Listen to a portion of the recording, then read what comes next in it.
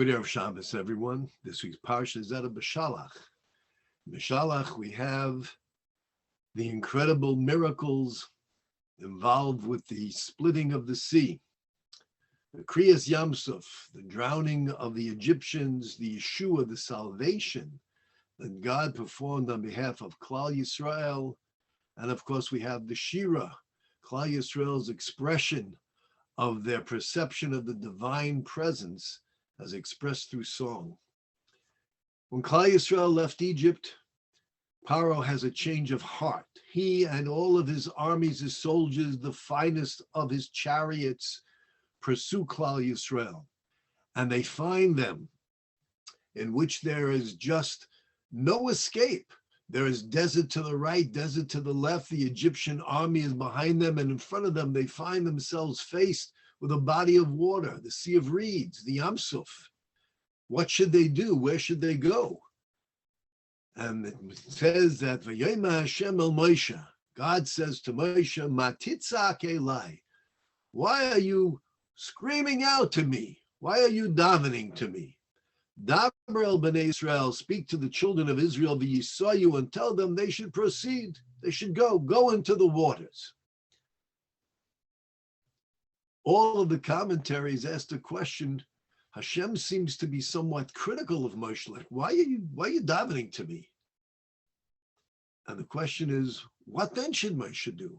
We find ourselves in a critical circumstance. It's a crisis, life and death. We don't know what to do. He's crying out to Hashem. Hashem, help us. Hashem, help us. Hashem said, why are you davening? What then should I do? Isn't that the essential mitzvah that God desires of all Klal Yisrael and all humanity, that we should turn to him? Rashi understands this, and Rashi says, this is not the time for lengthy prayer. Moshe was engaged in lengthy prayer. You should be brief in your prayer. It's hard to understand. Why should he be brief? What is he supposed to do? The Targum Yonasan ben Uziel says, why are you praying to me when Klal Yisrael has already davened unto me, and certainly if I have accepted their prayers? Okay, that's wonderful to hear. But why is it a criticism on Moshe if he's davening in addition to the rest of Klal Yisrael? The Ramban says, what Hashem is saying to Moshe, you don't have to daven to me. All you need to do is ask me, Hashem, Ribbono Shel Olam, Master of the universe, what am I to do? What am I to say to Klal Yisrael? Please inform me. But this is also, all of the explanations seem to be somewhat difficult, because why is it like a criticism to Moshe? And yes, okay, maybe Moshe should have said, Hashem, what do I do? And what's wrong if he was davening? Certainly in his davening, he was saying, Hashem, help us, Hashem, guide us. So that's also asking what to do. It seems very difficult to comprehend. And in addition, not only do we not understand what's wrong with Moshe's davening now, but why is it presented to him as though it's a criticism? Like, what are you davening to me now? What's wrong with you? You should know better. The whole thing is inconceivable. In addition, Rashi tells us that when God says to Moshe, speak to the children of Israel, v'yisayu, let them proceed. Rashi says, what does that mean they should proceed? Ein bahem el elisa. All they need to do is to go. She'eina yam suf ein bifneihem, because this body of water is not standing before them. The Sifsei Chachomim, great commentary, helping us understand Rashi, says, what does that mean? The body of water is not standing in front of them, but it is. So he says, Hagi Perusha, this is what Rashi means, that let them proceed, and then you will lift up your hand with your staff, and the waters will divide. In other words, Rashi doesn't mean to say that the water is not in front of them, but he means that the water will not be an obstacle. It will not impede their progress. That's how he explains Rashi. Although that's not exactly what Rashi says. There's a question that the Maharal made Prague addresses. And that is, the philosophers said, if God created the entire universe in 6 days, the Sheshis Me Braces, the 6 days of creation, and he created them in a natural order, how is it that miracles take place that defy the natural order? Isn't that something which is contradicting God's act of creation?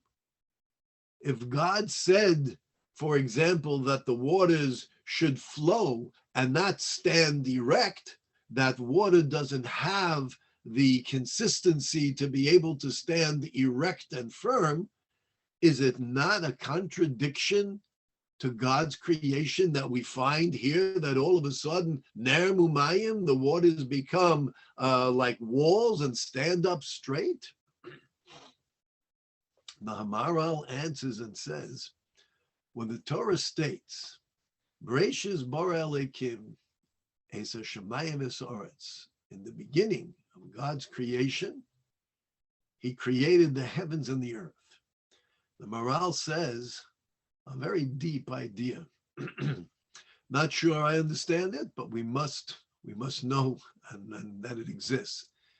He says that when God created the universe, he created it on 2 levels.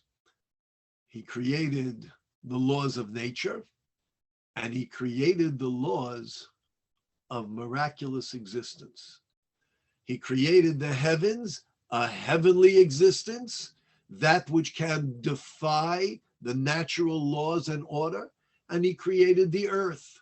The earth is the earthly, that which we see that functions within the laws of nature as God created them. And therefore, if we should see a miracle, it's not a contradiction to God's creation. Not only that, he says, at the same moment that a miracle is occurring, it's very possible that it is occurring for one individual or one group, while to others, they don't see the miracle whatsoever. The laws of nature, the natural order is functioning. As I said, it's not an easy concept, but what we do see from the Maharal is that there exists 2 creations, so to say. The creation of this world as we know it, with the laws of physics, the laws of the natural order, and there also exists a law that defies the laws of nature. There's a remarkable explanation offered here by Rabbi Rucham Levovitz, Zechrona Livracha, the Mashgiach and the Mir Yeshiva in Europe, in which he says, what does it mean that God is telling Moshe, why are you davening? And it's a criticism. He's saying to Moshe, the criticism is, Moshe Rabbeinu, you are underestimating the greatness of Klal Yisrael. When Klal Yisrael join together in unity and lift their voices in prayer, there is no law of nature that stands in their way. Doesn't exist. You might see it, you might feel it, you can measure it. It doesn't exist. Klal Yisrael is so remarkably incredible when they turn to God, Keish echad b'lev echad, as one unit, then the laws of nature, that's not the guiding laws that affect them. And therefore, Moshe, you should know this. That's the criticism. Moshe, why are you davening? It's not necessary to daven. That's what Hashem is saying. You don't have to daven. You know when you need to daven? We need to daven when we are existing in the physical, natural world, and things are an impediment, an obstacle. We turn to Hashem, help us. But Moshe, you should know that Klal Yisrael has reached a level of their faith and trust in God, and they're turning to me, and they are praying and lifting their voices, that they are now functioning, and they have transcended the laws of nature. They are existing in a world, as Rashi tells us, speak to the children in Israel, let them proceed. You know why? Because Ein Hayam Omeid Bifneihem. The sea is not standing in front of them, but it looks like the sea. It certainly looks like the sea. It's wet like the sea. Yes, but for Klal Yisrael, that's the natural sea. And for Klal Yisrael who turns to Hashem, the laws of nature don't exist. Tell them the sea is not here, not because it's going to divide or whatever. There is no sea. It looks like it, but it's not there. It's not there because we have transcended and we are existing on another plane. And in the world and the realm in which we find ourselves now, the sea doesn't exist. Go and you will see yourselves. Go into the water and you'll see that the waters are going to change completely. And that the laws of creation, as the Maharal says, the laws of creation that God instituted, the heavenly laws that defy the laws of nature, that's what shall exist for Klal Yisrael. This is what Rashi means, Rabbi Yerucham explains. There is no sea in front of them. This is a remarkable, remarkable insight into the words of Rashi and into what God is telling Moshe. Moshe, you're underestimating Klal Yisrael.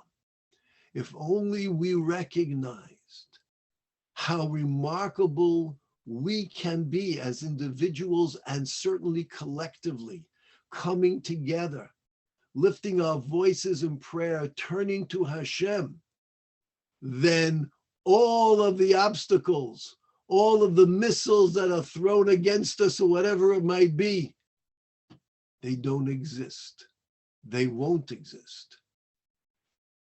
This is wishful thinking, I'm quite aware of it.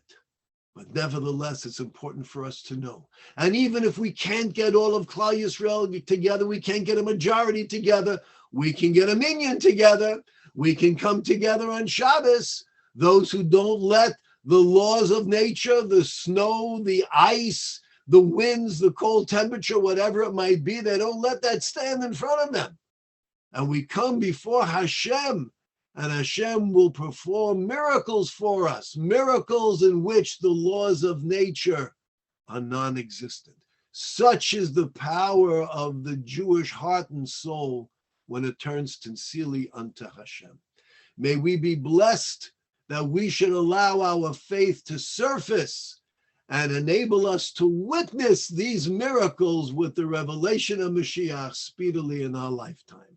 Stay safe and stay healthy and stay Jewish. Have a wonderful Shabbos.